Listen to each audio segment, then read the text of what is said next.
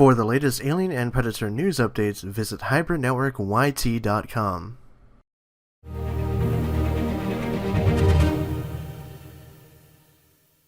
What's going on, guys? Nick here, and with this video I wanted to explore a topic that I had kind of thought about ever since watching Alien Covenant and then going back to the expanded universe and looking over some of the comics and the other movies and things like that. So this video is basically going to be about, did Alien Covenant actually change or alter or ruin the history between the Predators and the Xenomorphs themselves? Now, a full disclaimer here, basically if you're not a fan of the crossover, like actually having Predators and Xenomorphs existing in the same universe, then right off the bat I guess this video really isn't for you. I mean, it's really for the people that do see these two franchises as like a shared thing, like, you know, Alien versus Predator and that sort of thing, that actually do support that idea. But I know that there are a lot of people out there that don't like the crossover, so that's perfectly fine. This is just a video that I wanted to do because personally I'm a fan of seeing the two crossover. There's also the question of whether or not Fox would attempt another crossover film or would just simply make this into a shared universe of like spin-offs and things like that, where Predators or Xenomorphs could pop up in each other's films, which I think could definitely be a possibility, because at the end of the day, no one director owns either of the franchises. It ultimately lands on Fox's decision, and I think the smart money is on them creating a shared universe like everyone else is in town. So essentially what we know of Alien Covenant is that it explores the origin of the Xenomorph, right? We see in the film that David created the Xenomorphs, or at least a version of the Xenomorphs that we see later on in the other films. However, we also know that the original intention was to have the engineers have created the Xenomorphs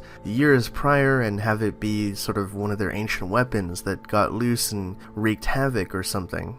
So this was an interesting decision. Personally, I would have went with the whole engineers route, or just made them a creation of nothing that we had seen so far, just an ancient species that the engineers had stumbled across. But basically, what we have now, I guess we have to kind of accept as canon, you know, David being the creator of the alien in the universe. So does this affect things that happen later on? Does this affect the whole crossover idea and things like that? I think I'm of two ways on this one. I think the short answer is no. I think that the crossover can still definitely work, but you would lose certain key aspects of it, like the kind of ancient ritualistic hunt that the Predators actually conduct on the Xenomorphs to gain their manhood and things like that, to become full-on blooded Predators. I think that part of it might change a little bit. Certainly if they do exist in the same universe still, there would be a difference in how they go about hunting them and things like that, because, you know, there is the whole crossover comic series that started with Fire and Stone, then continued to Life and Death, and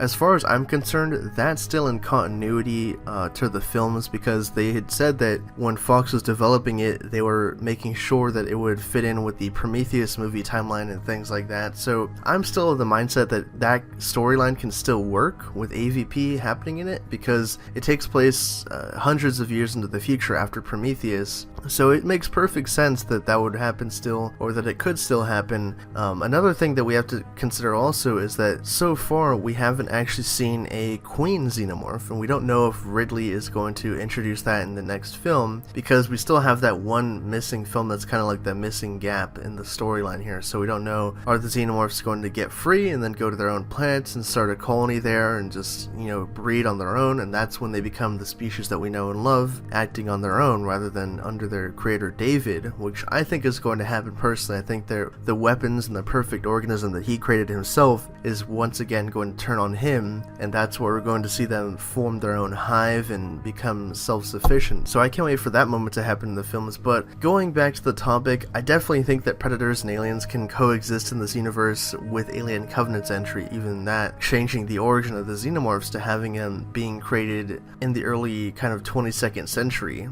But what are you guys' thoughts on this topic? Are you for or against the Alien and Predator crossover idea? And do you think that Alien Covenant altered or retconned the history between Predators and Xenomorphs? Personally, I think it can still work, because once again, you know, the storylines that crossed over in the universe so far, Fire and Stone, Life and Death, those all happened a couple hundred years after Prometheus. So I think definitely we could see a melding of those two worlds with that still in continuity. As always, thanks again for watching. My name is Nick, and for more on the Alien and Predator universe, subscribe to Hybrid Network.